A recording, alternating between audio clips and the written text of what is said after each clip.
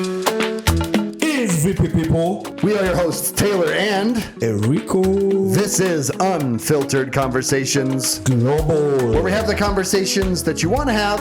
But you don't. We have the conversations that you should have, But you don't. and the conversations that you overall just avoid. So jump in with us today for this episode of Unfiltered Conversations Global. Now, welcome back to the second part of our last episode where we are discussing the cultural inhibitors to marriage on the Unfiltered Conversation Global. I am your host and co-host, Taylor. And Eric is VP people. Very glad to have you guys back. Now, it literally was such a good conversation last time, and really, we did not do a good job of fully covering the topic, so we really had to do a second episode. We did. If you have not listened to the last episode, it's quite essential that you do so. Go back, listen to that episode, and then jump into this one. We described the kind of process for attaining a Kikuyu wife here in Kenya. We described the process of a conservative Christian family in the U.S. And now we're going to jump into, okay, what is stopping people, or what cultural things are pressuring Kenyans and Americans alike to maybe delay marriage. And in your testimony, you kind of shared a little bit about it. The money was big for you, right? Yeah, money was big for me. I mean, you said it was over $1 million because you had It was with, over $1 million. with meeting the parents and feeding the family, and then with Rorashio, and then with the wedding. So you're probably talking 1.5 million shillings. More than that. Too. Yeah. So that's like $15,000. That's like 15,000. Yeah. 15,000. And- Because over. Which actually is probably the similar cost to a lot of weddings in the U.S., but that's not necessarily all on the guy. Ooh, that's the part that Kenyans will be like, I'm getting my green card. Woo! For those of you who've not married, Yeah, but green there's- card. Yeah, but they still have to do all the other things. They still have to find a lady, step one. You can't just go to right. America and say, hey, True. let's do this. There's still all the same processes, similar. True. And I know many of you will attest to this and say, finances and the pressure from the society. I know there's pressure from the society for, I don't know if it's an African pressure or it boils across everyone, where you always want to do something at least slightly amazing. We've got like I mentioned, we had a number of method of doing a wedding, and it just now depends on a family basis.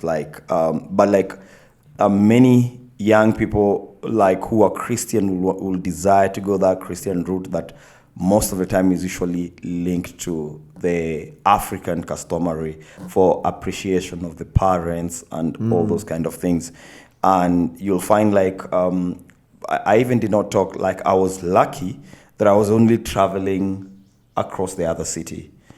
But for some viewers will have to travel from All the way across the country, all the way across the country. Someone will have which is to expensive go, when you're transporting your entire family. Yeah, someone will have to go to Mombasa, from Nairobi to Mombasa. That would be expensive. Nakuru, or someone will have Eldoret. to go to Eldoret. And that's assuming they're in a city. Maybe they're Yeah. Eldoret and then two hours on bumpy road to get Yes. there. Oh, Yeah. that expense. So that will be expensive, and Yeah. this person will have to hire cars. We're not even like the budget that I'm giving you is that subtract the transportation, because you've not even put that transportation. If you've got rich friends or well-off friends, they might cater for their own fuel and all those kind of things. But you see, you've got other uncles of yours that are not really well-off that you have to support while you're doing this. So those things become really difficult. And that's why you see, before you make that decision, and if you do it properly, you have to think about it. I know someone will say, you can easily go to church and talk with the church, because during COVID, many people did the church conversation, and you just go to church, you talk with the pastor, they unite you guys. But you'll feel as if you've not given it justice. Yeah, and I would kind of echo that part of it. I mean, I was just recently in a friend's wedding. Yeah. He just went through all of the stuff that you described. Yeah. And I drove. I was his car. I transported him and his groomsmen to his wife's parents' house. They've been married for like 20 years. Oh.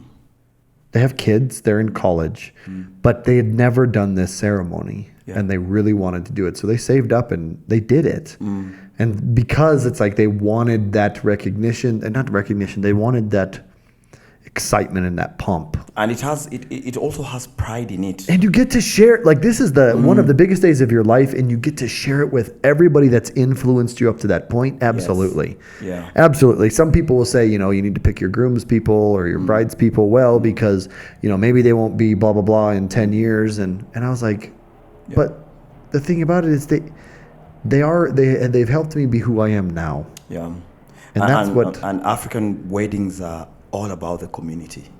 That's the one big factor about That's why you went alone. Yeah. Yeah. So let me jump in. I have your experience kind of being smooth and with good relatives and all of that. Yeah. I have not heard that from a lot of Kenyans. Yes. I have heard a lot of Kenyans talk about when they go to set the bride price, that these uncles, which can be cousins or just males in the community, are driving up this dowry payment that's required before they can take their bride to be something insane. And that is not just like overall, because like you said, the purpose isn't to pay it off, but even the initial payment requirement. And this is people who like, from the conversations that I've had, some of the times these guys are people that the bride has met like once or twice, and they're having this voice and driving up this price and being greedy. Yeah, and yeah, I know what you're talking about, and that one is usually so bad because like you're planning this thing. I feel like for some guys, it almost become like punishment for you to go and report that you are interested with this person and you want to marry. And so people are just like, come, we stay. Yeah. That's why you just start living together and say you're married and nothing about it. Maybe you don't even say you're married, but it's definitely that come, we stay. Yeah, because those are the things that discourage other young people from doing it. Because like you're planning this, you think like, these guys, they all understand your status. Sometimes the boy, maybe they visited the girl's parent, like now independently just to get to know one another. You feel like, okay, they'll understand this person, he's starting life. This person doesn't have enough to do this. But like, it's still done in a way that it's almost like exorbitant. Yeah. Like, which is greed. not... Yeah, which like, the problem is it's usually when greed creeps in. Yeah, and sometimes greed does creep in. And people will ask for some unreasonable thing. You'll be told to bring A, B, C, D. And I know those who are saying that, probably they've gone through that. It gets to a point where like, you've gotten to this point where like, if not taken care of, these guys will end up breaking up instead of being united, because like it ends up looking as if like some parents or community are trying to sell their daughter and they're trying to get the most out of this function, which discourages many young people. And which was never the intent. Yeah, which was never the intent. So what do you do then? If you would have gone, let's make it even more real, so it's not only dealing with hypotheticals. If you would have gone to your wife's ushago and the men had said, we want 22 cows before you can take her. Not the bride price overall, but what has to be paid before the wedding. Yeah. What would you two have done? I think for like, this is for me and advising young people. I think by the time you're going, you have to be in the same space with your person. Yeah, for sure. Yeah, if you're in the same space with your person, like you already discuss whatever outcomes come out.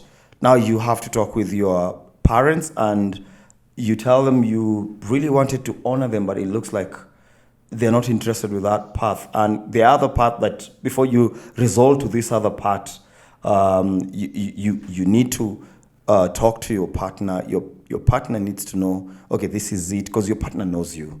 They know how much you have. Especially after 5 years. Yeah, after 5 years. They know your financial capability, and they also know in case you get support from friends.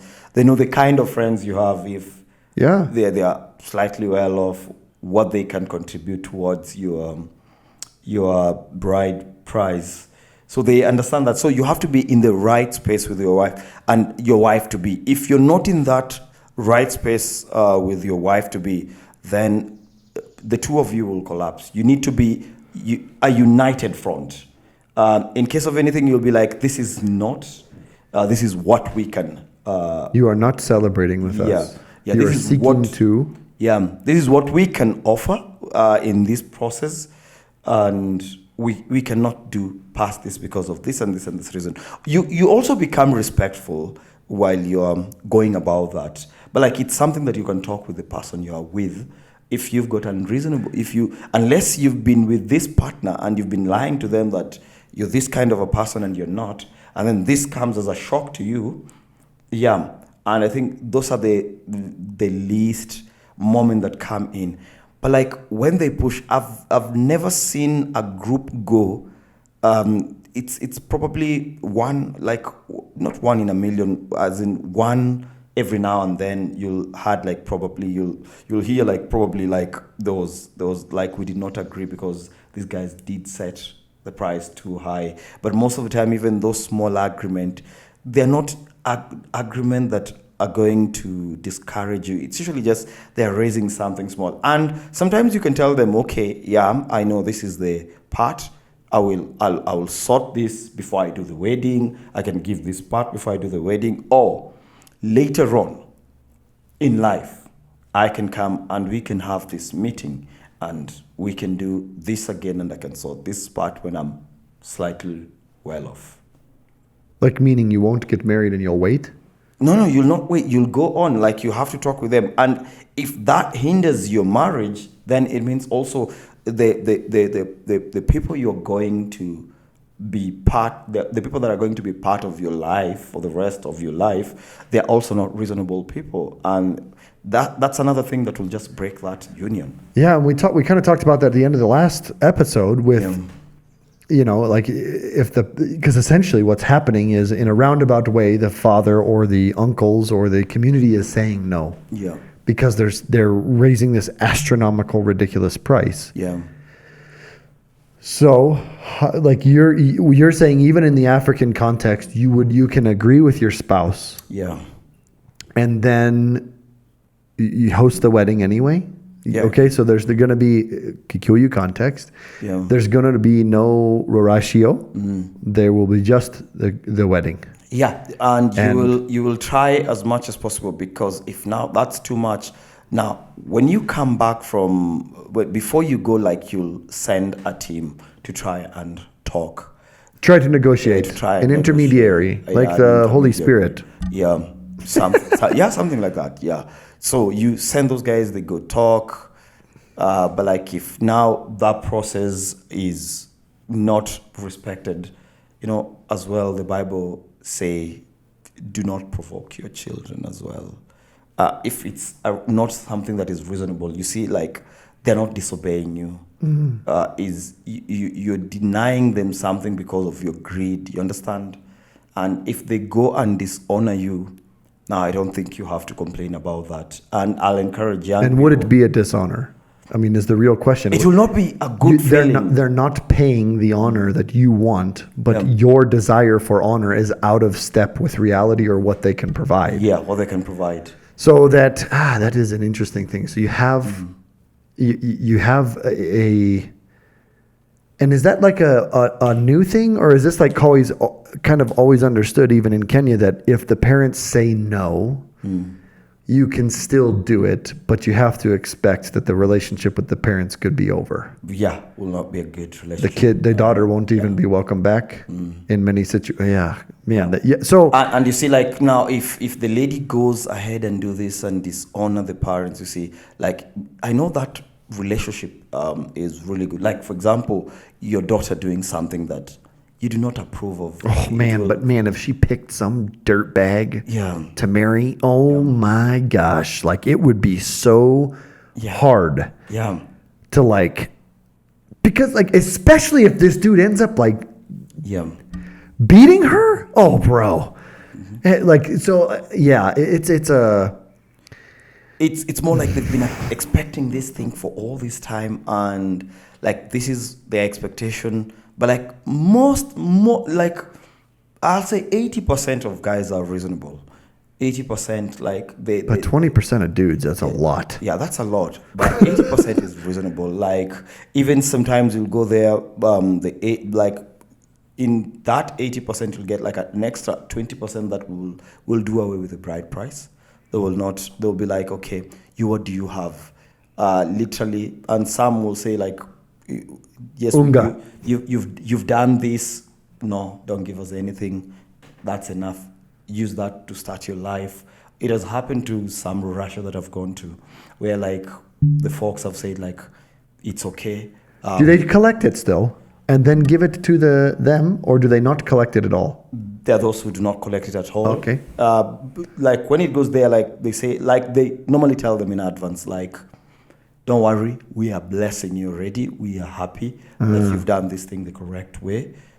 Yeah, like That is a different kind of debt to owe your in-laws yes, culturally. Yes. For them to say we're bypassing this, yeah, and it's like they don't speak it, yeah, but everyone else knows you've been given a blessing that you don't deserve. yes. You owe. You know, like it's Yeah, like at the back of Okay. your mind, you feel like you owe something. Okay. But like, yeah, there's that, which is also a significant group of people, because I've got a number of friends it has gone like that. I've got a number of friends who now had to disobey that and go ahead and marry without that entire process. how now for those friends, the couple that you're thinking of, Yeah. was the situation with the parents resolved and they're in good relationship now, or is it Yeah, some the relationship broke completely. Some are in good relationship. Some like maybe the folks felt like we're just being douchebags, and like that was corrected because like some was on tribal basis. Like you're disliking someone because of their tribe, Oh yeah. and they didn't pick to be born in that tribe, but like they've gone Or like, looking the way that they do. yeah, or looking the way they do. Is it- 'Cause this is a very interesting your conversation. standard of handsomeness, like, probably is This- different. Hold on. This is this very interesting conversation Yeah. because in America, Yeah. you have this kind of discussion between races. Yes, Oh, you know you ain't you're not going to be marrying a black man. you're bringing a black man. That's my daughter. Or you know, there's no way you're marrying an Asian at all. Like you have these conversations, but you're saying that this even happens here in Kenya, Yeah. just between tribes. just between tribes, the same people but different tribes. And by the time, like, if your father, by the time you're allowing your son, your daughter to go to a different country, different place, you just need to have expectation that they might fall in love with the culture, and they decide I want to get someone from this culture as my person, and it might not be something that resonates with you, but like that's bound to happen. If I take my daughter to the United States and decide I'm bringing you Mzungu, that's okay, because you've gone there, you've fallen in love with these people, and you are. Yeah, we have to have that perspective. Yeah. But we're also speaking to people that don't care about race and appreciate the different cultures. So Yes. to get somebody, man, that would be an interesting conversation to get somebody in here. Because I have a lot of friends here in Kenya. Yeah. So many biracial couples. Yes. Kenyan man, female American. Yes. Kenyan female, male American. Like, it'd be so interesting To to hear their have that conversation with like a racist Mzungu, a racist white person who doesn't want races to mix, but then also A tribal. a tribal who only wants a Luo to marry a Luo or a Kamba to marry a Kamba or a whatever to marry within. Yeah. And to just hear how that would play out and if it could stay calm, you know, like And most of those things that boils to tribalism, it's to do with politics. And you're like, okay. Really? Yeah, sometimes it's just to do with politics. You just do not like people who, like in Kenya, you've got like certain people who've aligned themselves in certain political way, or your parents feel like our political structure is like this. And However, there is a little bit of background to this yes. in that in 2007, Yeah, 2007. there was like very serious tribal, like Tribal fights. warfare would probably be too large of a word, but definitely like killings. Yeah, there were killings. Like how many would you say died in the 2007 election, post-election violence? Like 1,000. It will get to 1,000 plus. yeah, I mean there was even one church that it was like 30 or Church 40. was banned. Yeah, was it Kikuyu inside? Yeah, Kikuyu inside. And just Yeah. torched, killed all of them. Why? That was because of the outcome of the election that happened in 2007, and I don't know how like this ended up turning out to be tribal against tribe, because like the person who lost was apparently the person who won, and there was massive support for this person that lost the election. Like he had won with quite a lot, and then the person who lost is the person who became president is the person who lost the election. But like now the constitution was not really well. Now the process of now going to court, that being rectified. So there was no institutional mechanism that had provided a release.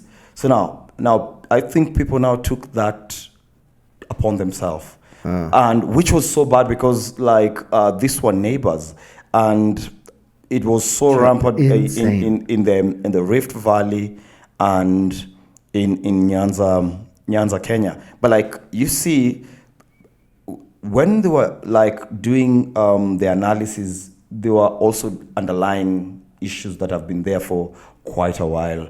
Land issues. When our first president was getting in power, displaced quite a lot of Kikuyus to different part of the country, and he grabbed some of the lands, which I think that was... Which is not uncommon politically. Yeah, which is not uncommon politically. Everyone will do it to everyone. Yeah. They just want land. Yeah. Okay, so rewinding back a bit, back onto the marriage side of things. So you have these people who they will use this disdain for another tribe and they will raise this price. And so there's a lot of you guys out there who might be not even entering the dating scene because you know that the dating should end in marriage. And that is not possible because you don't have that kind of income.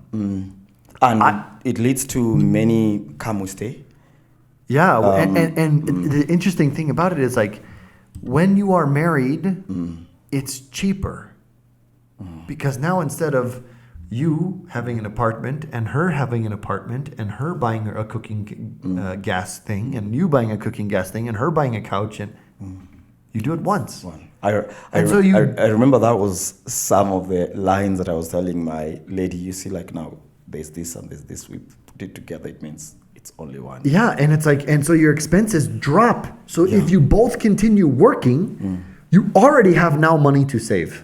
Yeah, but like now you see, you're speaking from the American perspective, where there is this, where like the lady brings this and the man brings this.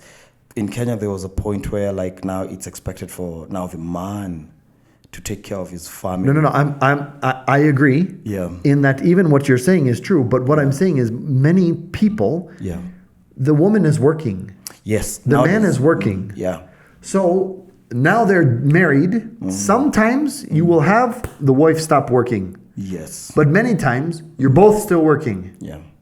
So you have these two incomes, but only one set of expenses that were doubled before. Yeah. That's what I'm saying is that she is working. Who cares if the man brings all the furniture, whatever.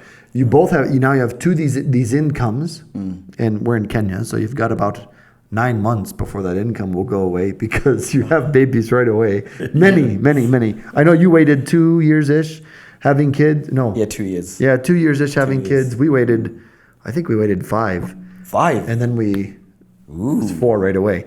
But yeah, even my bro waited for 5.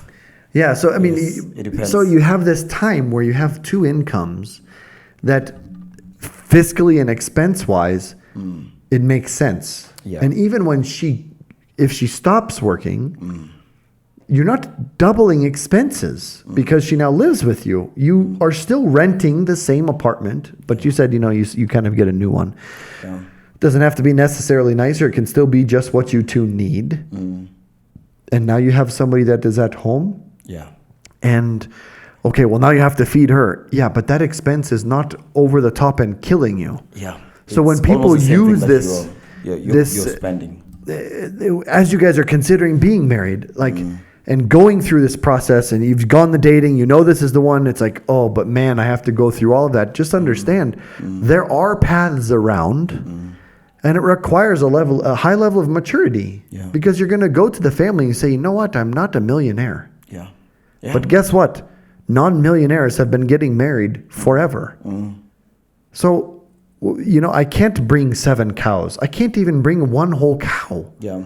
But I love her, and I'm going to work hard and take care of her. And this is what I'm doing now for a job. And maybe later I can bring this cow. Yeah, let us join. It's a relationship that you're building for life, because like I remember when I was talking to my wife now, it means I'm a son to your home. Like they've gained an extra son. My parents very much view that. They have gained daughters. Yeah, they've and gained an extra son. And I know sometimes traditionally people normally feel like when you marry now, this lady's daughter goes away. Yeah. But that's not the case, because like now this person has gained an extra person and my mother has gained an extra person. And the family has grown. And especially after you have kids. yeah, and imagine if there's any issue, like medical issue, we will be there. Who's gonna give? Yeah. If Eric is very, very sick, will his wife's family give? Yeah. Of course, that's her husband. That's their daughter's husband. Yes. Yeah. So So there's a lot of benefits with it. It's true, and union. But there's a lot of challenges. Yes, I know there are a lot of challenges. And that's a big part of what I want to talk about. What we want to talk about in this is that you inevitably have these challenges. Yeah. Right? And you have to say and know about yourself that, okay, I know this is going to be scary. I know these conversations are going to be difficult. I know they're not going to want to hear that, hey, I sell mboga and I am able only to provide this on the side of the road or whatever. Yeah. Maybe they wanted more for their daughter, but this is where the love lies between you. And that conversation will be hard because it will be humbling for you to say, I don't make a lot. Yeah. I don't meet the standard that you were hoping for, but we love each other. And I'm not going to stop working to provide for my wife. Yeah. That's really hard to say to somebody who may be disappointed in you. It's really hard to commit to and then follow through. Yeah. And it's a difficult reality to just internally recognize. Yes. That, man, I don't make a lot, and maybe I never will. Yeah. But it doesn't mean I can never marry. Yeah, true. And so it's like marrying is not just for the rich. Things do change in life. It's true. You might be extremely broke today. And True. But you're going and negotiating with these people who they're only negotiating with what you have now. And they might be disappointed. They might be driving this price up so high that it's so intimidating to you. But as someone who is at an age where you're ready to make that commitment and you love this person, honestly, like you and your either your girlfriend, if you're a guy, your boyfriend, if you're a girl, have to decide, like, we're going to embark on this. And whatever resistance we find that is unreasonable, we're going to bypass. Yeah. because we love each other when we're ready to commit to this. And again, there is a level of maturity that you need to have in this situation where you are understanding that these people might be speaking into your life and saying you need to improve before you go down this road. Be willing to receive that. That's a different conversation, which is a very good conversation. But it can sound the exact same. Yeah. You just don't want us to get married because no. You know, and maybe the dad is not good at articulating his point well, or the mom or whatever, but they're bringing things to the table. Like the two of you gather together and say, okay, like, what does this mean to us? Is this valid? Is this, okay, what are they trying? And then, like, because marriage is so beautiful and it provides so many benefits, and there's having that partner with you that you fight with. Yeah. But that you also get through the hardest times of your life with. And when your parents die, your wife is there. Or your husband is there. And you have somebody bearing that burden with you, similar to how the body of Christ is to work. You're not bearing the burden alone. And you get to share, and they know that you're feeling that way. It's beautiful. Jumping into it is great. And letting the intimidation of money or having to talk to old people stop you is immature. Yeah. And it's like, no, grow up and have the hard conversations and go down the hard path because it's worth it. Not because it's easy, but because it's worth it. For you, for your wife, for their family, for your future kids. See, even Jacob had to work extra hard. Oh man, that was difficult. Extra 14 years hard. just to get Rachel. Yeah, just to get Rachel. Like he was given the person that he didn't want, but like he had. Oh, that's what I see now. Worked. That's the model you were going after. But you skipped the last two. You just went 5 years. Yeah. To work hard, like that's right. That's an encouraging model that I'm putting out. That's there, right. Like, See, it wasn't very long that I waited. Yeah, I get it. Okay. This guy waited for long. But I've heard a lot, even in the U.S. Like people are like, oh, you know, it's so expensive to get married. It's like, no, you have to decide. Like, if we are able to honor the way that we can honor our parents and this tradition and this ceremony, we'll do it. But if not, it's okay. It's okay. Yeah. And that's and to explain to your kids, like that's a different lesson you get to explain to your kids that listen, we didn't have a lot of money. Yeah, but we got married. And we got married, and this has worked, and it's been hard, and we someday hope to be able to celebrate that. My friend, his kids are in high school and college. And it was an honor to be a part of that ceremony where he told his wife of how many ever years, let's get married and go through this process. They finally got to celebrate that. Yeah. And that was it's a beautiful moment. It is, and it's a different lesson. I won't ever be able to teach my kids the same. That he will. That's like, even after all these years, I still choose to marry you. Yes. And go through the expense of marrying you. Like, that's a lesson I don't get to teach. I did that already. It would be different. But it's like, and so you as a viewer, as somebody who's like, you know, there's this lady and we're committed or whatever. Like that's a testimony all on its own. Finance is big. That I think that's the biggest. Finances mainly, like that brings those kind of problems. And we shall talk about finances, even finances in marriage. We shall talk about those. Yeah, that'll be a different episode. But I think another one of the things that all the Gen Z guys would talk about on this is finding someone to marry. Yeah. Everybody's trying to impress everybody else, and part of that is sleeping around. And everybody want to try and copy the lifestyle of another person. Like, you'll find the Gen Z, they want to be taken to Dubai before they can be married. Oh, geez. That's huge. Yeah. That's huge. Yeah, and this will be a topic of morality, like where like now they'll even opt to date older people so that they can have that lifestyle and experience this. That would be a different topic, and that sometimes discourages young people because they feel like they cannot even offer a simple date at Java or Art Cafe. Yeah, so Gen Z is fighting morality wars, just like. Yeah. But here's the thing: just like all of the generations have, Yes. it's always been a thing to sleep around. It's always, but it's graduating earlier, becoming more accepted, and then also the body count, the number of people that you sleep with, is way higher Yes. because of the sexual revolution that was like, hey, it's great to just sleep around and there's no attachment. It's like, no, this is all false. It's all a lie. Yeah. But so many people have bought it, and sex feels great. So it's like, well, so I'm in sixth grade, and I've got these hormones rolling, and yeah, okay, well, let's do this. Yeah. By the time you graduate high school, you've got 30 people you've slept with, and that's a low number And in the U.S. They do have an effect. They do have an effect later on. Absolutely, they do. Yeah, when you're in, like, when now you're doing life, like, now those skeletons, like, now start getting out of the wardrobe, and you find yourself not being able to leave some patterns in your life.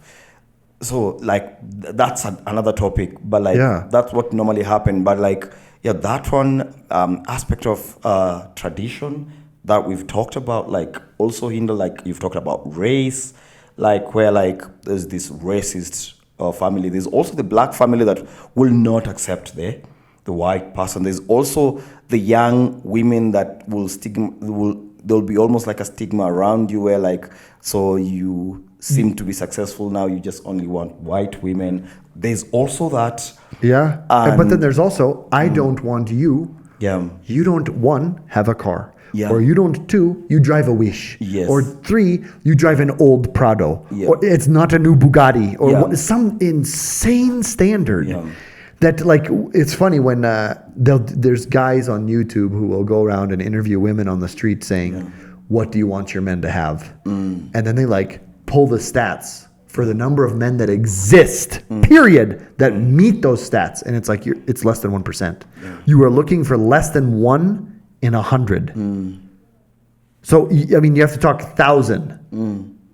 There's in 1,000 guys, maybe there's not even 1 in 1,000. It's this many guys. You're expecting to snag that, and you think, one, what you have to offer is going to be acceptable to that guy in comparison to all of the other people pursuing that same one guy at that level. True. And it's like, or girl. I mean, this goes both ways. I want the girl to look like this. She needs to be educated to this level and have this kind of career or own a business. And it's like, guys, that one is, you are now trying to marry materials. Yes, And not the that person. is asinine. You marry a person Yeah. and who they are. That's, I mean, we talked about in the dating episode, you may start with slightly different starting points on what brings the attraction, but immediately the second step is, who are you? Yeah. And that then is who you marry. And if you find somebody that is worthy, like you go for it. And even if these, like, I've talked with some older Kenyans, not older Kenyans, Kenyans who are single, who feel that they're coming to the end of the time where it's reasonable to be dating. Yeah. You know, like, you're getting 35, you're getting 38, and it's yeah, like, it's high. especially as a woman, it's Yeah, like, you my can get clock that is ticking, person. I need to. Yeah. And they talk about how when they were younger, they had this stupid list. He needs to do this, he's got to be able to do this, he has to have this much money. And they're like, now that I'm older, it's not that, you know, some people might in the comments say, well, yeah, you know, they have to drop all their requirements. They're getting no, but it's for them, they have seen that those things don't hold value. At a later stage. No, period. If they would have married young with somebody who didn't have all those extra things, but essentially retained this core. Yeah. They love Jesus. They're a hardcore follower of Christ. They don't beat me.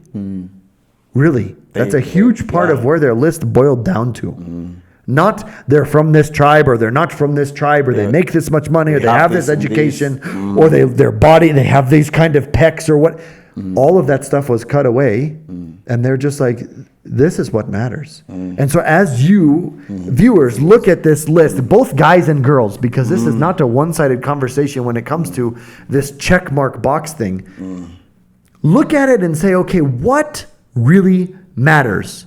And then when you get done with that list, I want you to take one thing off there and say, would you marry a person that met all of the other things, Yeah. yeah, I would. Then that thing doesn't belong on your list of things that you're looking for for in a person. Yeah. And when you look at it, it's like, wow, that list gets really short if you honestly answer questions. You can come at me with these 10 things. Yeah. But if then I say to you, there's this beautiful lady who blah, blah, blah, blah, blah, blah, blah, blah, blah, but she didn't graduate college. I know that's on your list. Yeah. What would you say? Well, yeah, okay. Maybe. Then take that off your list. Yeah. And because the list thing, it's kind of unfair in general. Because even the most important things are just very minimal. It is. Because I was thinking of, like, sometimes when we are dating, we always think about what will the other person offer to me. You don't think about what will you offer the other person. And because I think it's both. Yeah. You have that one that's naturally there, like, what are Yeah. they going to give me? Yeah. Or what am I But- benefiting from this relationship? Yeah, but really, you have money. it you does take come me down to this both. place. Yeah. Because it's like, if I am only offering them everything and I'm Yeah. only being selfless, you're also not being realistic, because the success of your relationship is going to be Yeah. two ways. The success of your relationship is going to be based off of your interconnectivity, not your one-way giving. Yeah. Right? And so it's both that you have to consider. And we talked about in the previous episode, one of the episodes about the church, Yes. picking a church. People very say, crucial. because I think that plays into this, because the natural question that follows with this inhibitors to finding a person, or to getting married, is also, where do you find this person? We talked about that in dating. Yeah. We talked about that in our episode on picking a church, because all of these things are so interconnected. Yeah, true. And you cannot miss one. Yeah, it really comes to the Christian worldview. How you live your life and how you view the world then plays into how you're able to live your life. Yeah, true. If you're just expecting to be able to go out and drink all the time, party all you want, only invest in material things, don't care about your relationship with God, but then find an awesome Christian lady who's going to provide all of these XYZ things that you want, and you're complaining that, bro, get out. Yeah, true. You can't be there. And like you're running around in a pigsty looking for a pearl. yeah. You look for a that's pearl not possible. locked up inside of a clam underwater. You got to work, and know how to search and know how to open and know. You got a lot of knowledge base to find that pearl, and you're not finding it in a pigsty. Yes. And so, like, I agree with you. it's just Yes. that I think is a huge part of all of what we're talking about, is that our lifestyle as a whole affects every part that we want to analyze. Well, I don't really have a good church. That's in your responsibility. Yes. Well, I don't really have any close friends. Where are you in Wait. putting yourself in a position to find good friends? And then what are you doing to expose yourself to them in a way that leads to deeper intimacy, that then you have a friend that you can call at 2 a.m. to come help you XYZ? Yeah, do something for you. Yeah, true. Like, there's... Yeah, the interconnection of all those things is important, where you find people, and even the expectation. You'll find, like, when you get people at this particular time, their expectation. Of course, there's the basic expectation where, like, you cannot live without working. You cannot just decide to be in the house and manna is coming from heaven. You can't. Man, that would be interesting. Yeah, you have to work for everything that has Or to come like in. even we've discussed today, Yeah. inhibitors to marriage. Yeah. Some of them are financial. Yes. If you have a lot of very good friends and a solid church, and your parents are dead, or you don't know them, or they're not willing to support, but your church knows you, they know your spouse, they've discipled you, and they're ready to support you, they help to solve that problem. And we can't just expect that, I can't do this. Yeah. Look at your whole life, structure your whole life in a way that lines up with Scripture, because Scripture is not stupid. God is not dumb when He laid out how to live. If you want to get married, do the things that are necessary to have a healthy marriage. And that includes being responsible and providing and having intimate relationships with appropriate people outside of the marriage, all of these things, man. And so it's like when we're talking about like it seems like this is kind of like a culminating conversation because it relies so much on previous conversations. Yeah. That it's like, hey, I want to get married. Awesome. Okay. That's great. Yeah, that's good. It's Where do you a get good thing. this person? Where are you finding that person? Well, I found it. Okay, great. How are you pursuing that person in the dating process? Great, awesome. Well, the two of you want to be married and you want to have a happy marriage. Okay, having a group of believers that are willing to dump into you and pour into you happens in a church. How are you picking a church? Like my wife is not getting me everything I need. All relationship. Yeah, At the end of the day, how do you build that? Yeah. All along. Intimacy. Yeah. Yeah. Because like even like when you're not praying, it's also hard for you just to go to God and tell him, God, I'm going through this, help me. It's so hard because you have to feel like you've been walking with him. We've been walking with him so that you can even ask for something. And oh, for sure, man. all those things come in. Like you don't just come to church one day and you want the church to be like, because they don't know you and they're just there. You want them to meet all these needs of yours. That's not even possible as well. And you want them to go and help you talk with the parents of this lady. You did not have that good work. They do not have any kind of testimony about you. They do not know who you are, even if they are going to negotiate for you. They really do not understand. You have to walk this path so that they are able to know you. The way, like, I know Taylor here, like if I can vouch for Taylor in many things because of the relationship and getting to know each other as we continue to know each other. Yeah. I mean, I really do feel for, somebody who is looking for their spouse now and they have to compete with all these apps that are really designed to just hook up for a night, like Tinder and all of these things where it's like, hey, let's get together. They have to compete with that and also this social pressure from a man to be rich or for a woman to be extraordinarily beautiful. Like there's a lot of these pressures, right? Yeah. But here's the thing, guys, like I think it's important that each generation does not look at either the before or after and have ridiculous judgments. Like the idea that you would sit there and say, oh, well, you guys never dealt with that it's hard to find a wife. It happened. That's a dumb statement. Yeah, true. It can always be difficult, and throughout history, it has always been a worthy task. Meaning, it's not easy. You don't just open your door and shoot an arrow and bam, whoever's yard it lands in. It's always been an intentional task, and it has always come with a price. Yeah. Whether you're talking bride price or giving up freedoms or changing your lifestyle or whatever it is, it's always been there.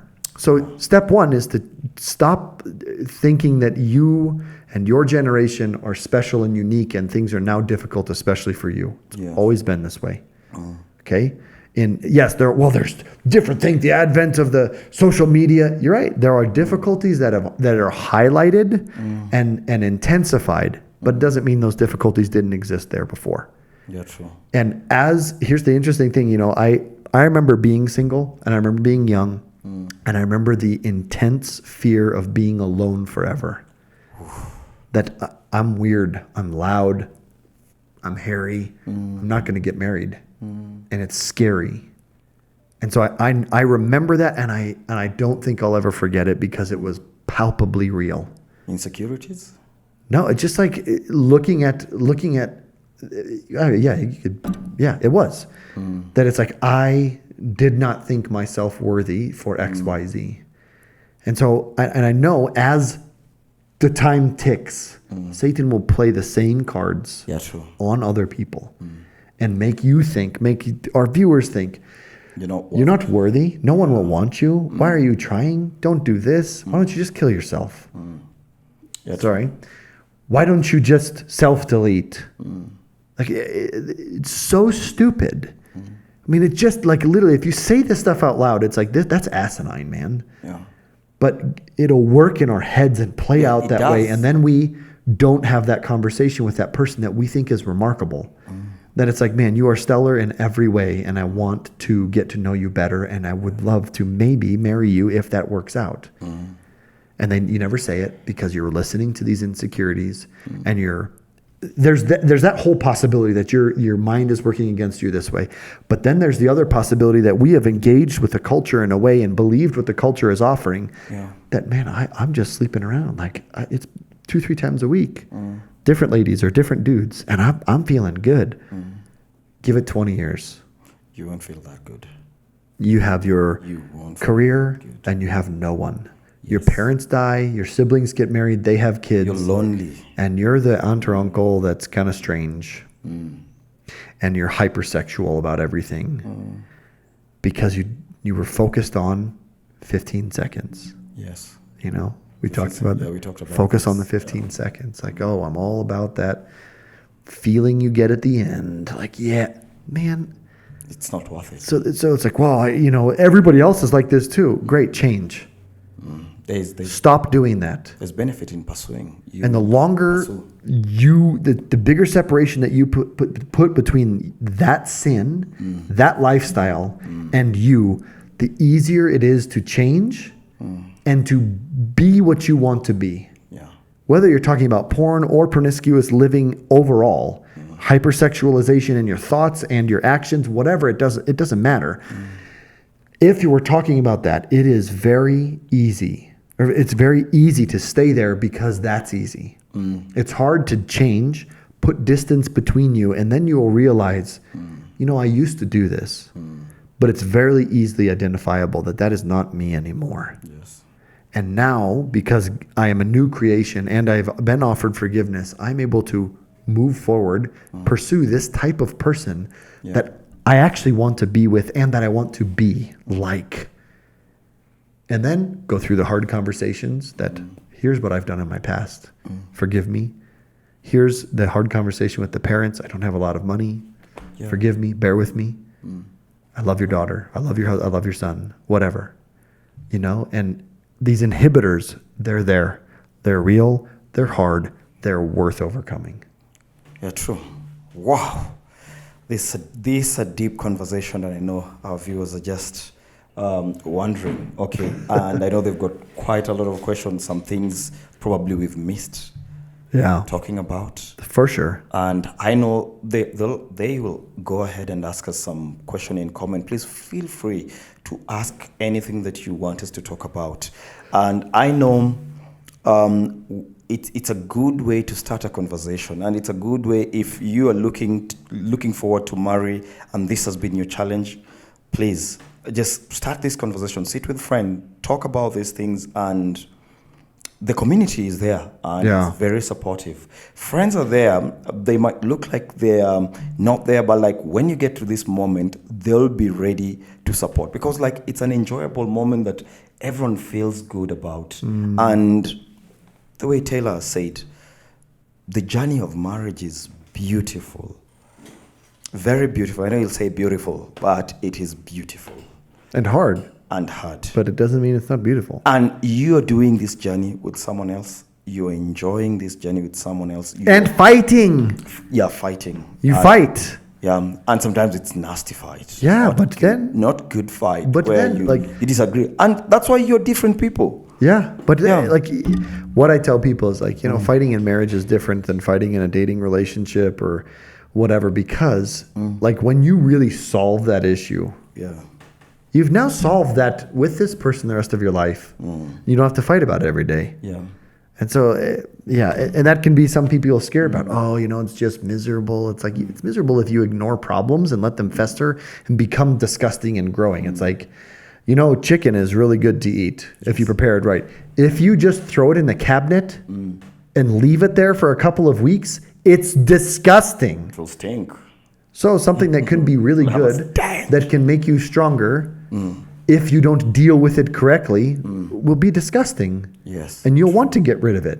completely. So just handle your stuff, So thank you guys for joining us today. We're the salute is coming. It's coming. Just give it a moment. It's on its way. And I remember there's a pastor of ours talked about expectation versus reality. When you're meeting someone, I think your reality be higher, your expectation to be low. Because when your expectation is up there, it meets your reality that is down here, you're definitely going to crash. Yeah. So thank you. Please subscribe. I don't think that is an advocating for low expectations, but make sure they're reasonable. Thank you. Please subscribe. See you. Oh, you got the salute. Tutaonana or Tutachakiane, huh?